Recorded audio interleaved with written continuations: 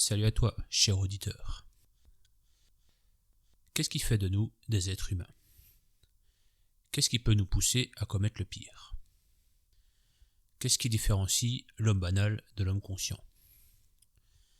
Un acte monstrueux fait-il forcément de son auteur un monstre? Et dans tout cela, quel est l'impact de la pensée, de la connaissance de soi et de l'ignorance?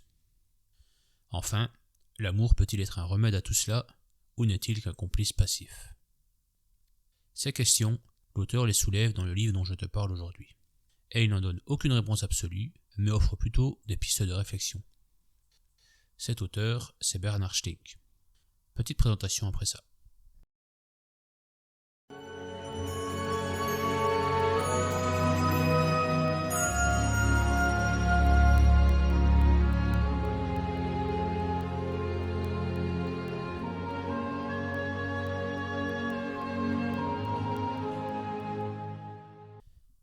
Bernard Schlink, né en 1944 et grandit à Heidelberg dans une famille allemande protestante. Il étudie le droit, devient professeur de droit public et de philosophie du droit. Il mène parallèlement à cela une carrière de juriste. Il débute sa carrière d'écrivain avec plusieurs romans policiers, dont le premier, Brouillard sur Mannheim, est écrit en collaboration avec un ami, Walter Popp. On retrouve dans ces romans policiers un personnage principal récurrent, Gérard Selb. L'un de ses romans, Le Nœud Gordien, a obtenu le prix Glauser en 1989. Bernard est l'auteur d'une quinzaine de romans et recueils de nouvelles.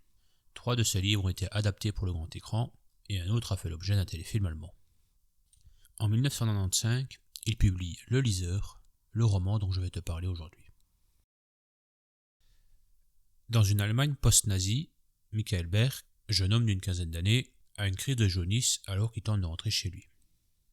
Anna, 35 ans, lui vient en aide, le fait monter chez elle et le remet sur pied. Quelque temps plus tard, alors qu'il est guéri, il revient voir Anna pour la remercier de son aide. Rapidement, ils entament une relation et Michael en tombe follement amoureux. Assez vite, ils mettent en place une sorte de rituel. Michael fait la lecture à Anna avant l'amour. Mais Anna reste mystérieuse, imprévisible, a des réactions que Michael a du mal à comprendre. Tantôt froide, tantôt aimante.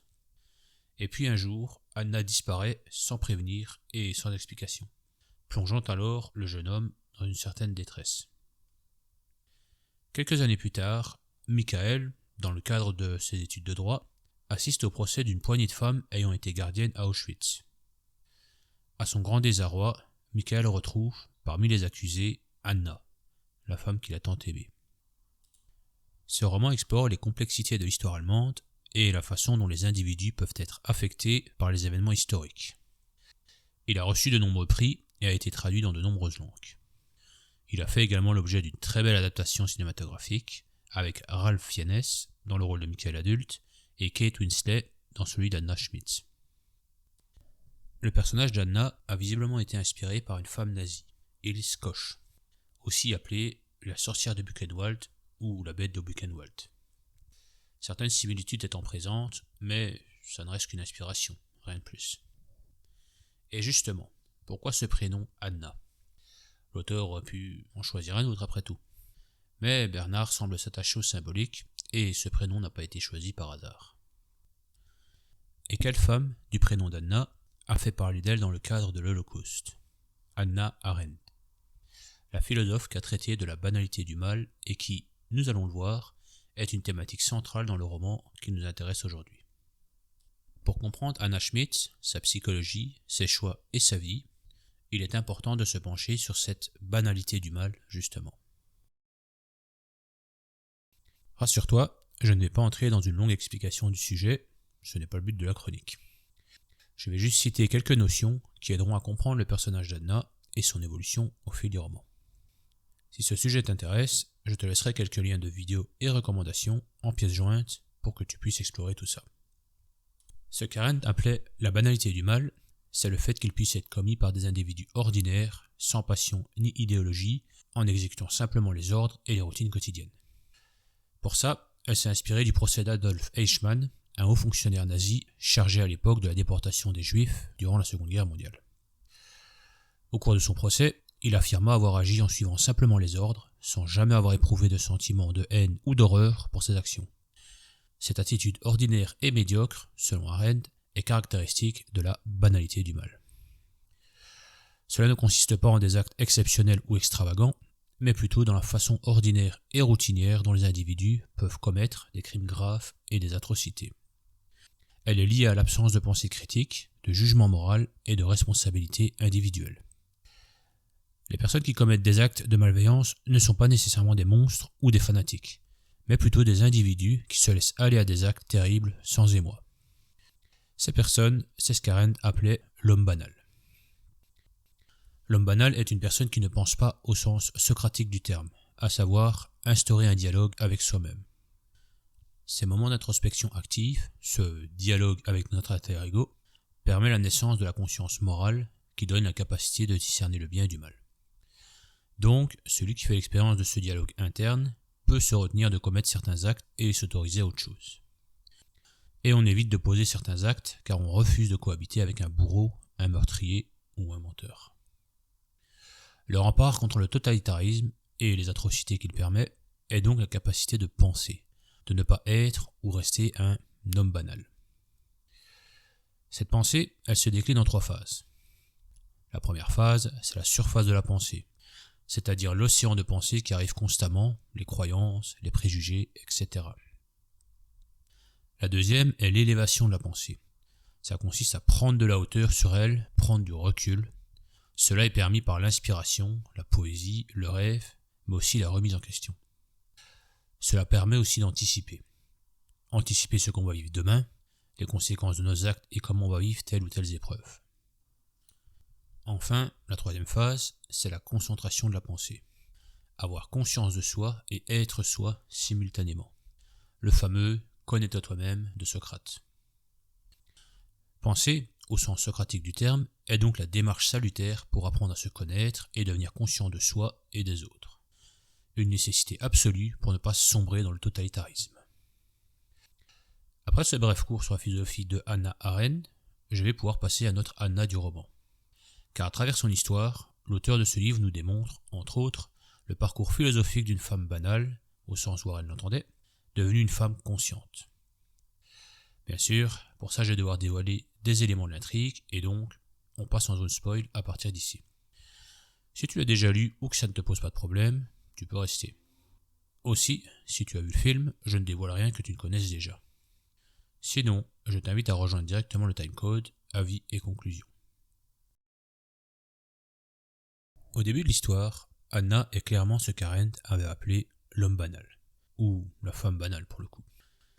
Le fait qu'on apprend, dans la deuxième partie du roman, qu'elle est analphabète, vient éclaircir certains de ses comportements précédents. Mais cela explique aussi, à mon sens, cette absence de réflexion interne nécessaire à la connaissance de soi dont parle Socrate. L'analphabétisme apportant, entre autres, une limitation de la communication et l'expression de soi, une difficulté à exprimer des idées simples ou des concepts abstraits, un manque de confiance en soi, ou encore une dépendance à l'égard d'autres pour accomplir des tâches simples. Tout cela a construit Anna, la poussant à adopter un fonctionnement très automatique. Si tu te rappelles bien, tout chez Anna est affaire de rituels, d'automatisme, d'organisation. Elle était donc la cible parfaite pour servir le régime nazi. Qu'on se comprenne bien, ça n'excuse en rien les actes, loin de là.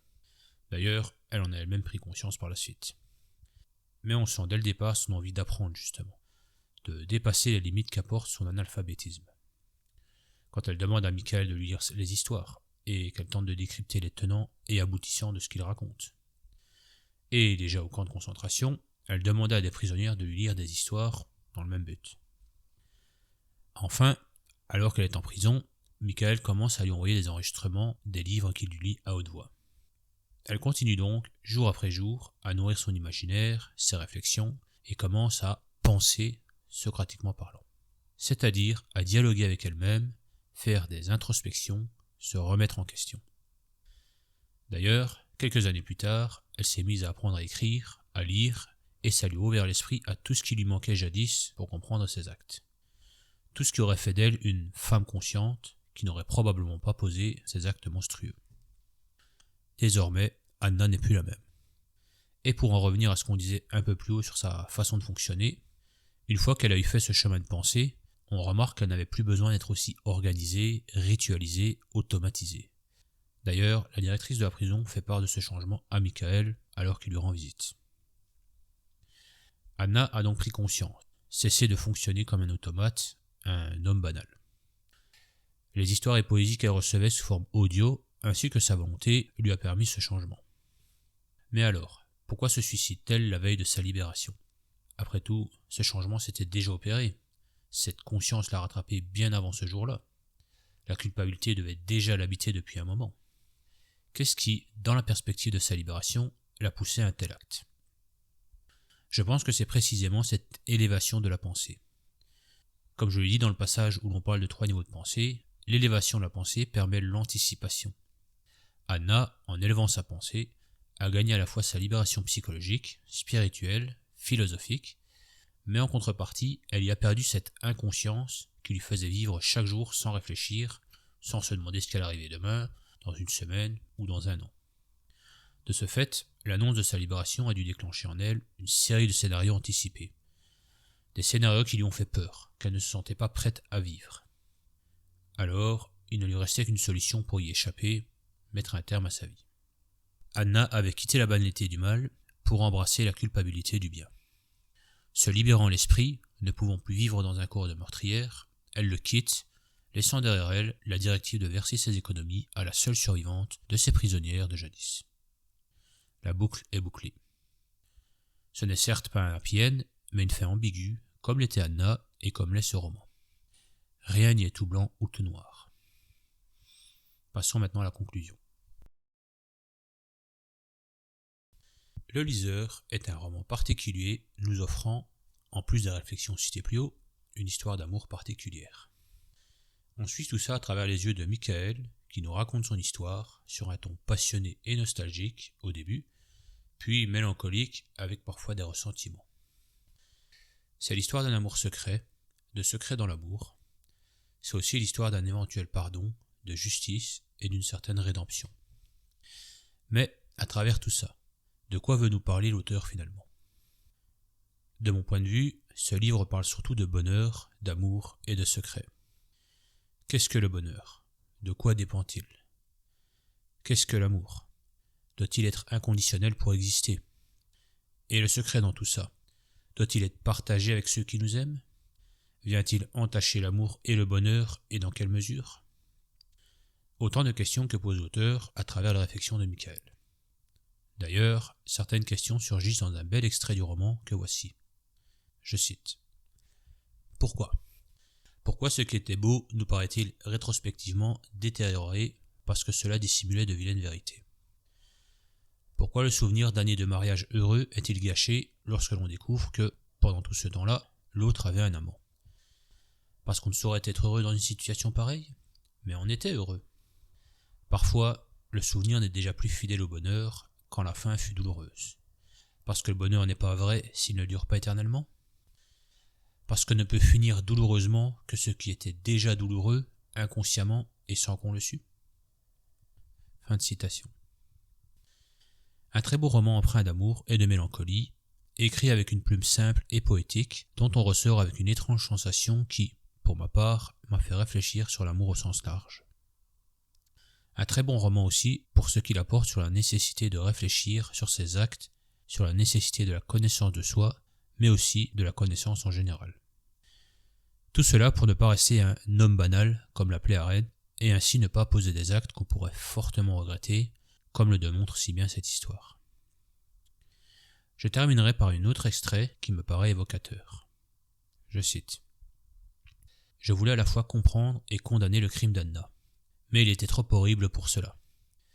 Lorsque je tentais de le comprendre, j'avais le sentiment de ne plus le condamner comme il le méritait effectivement de l'être.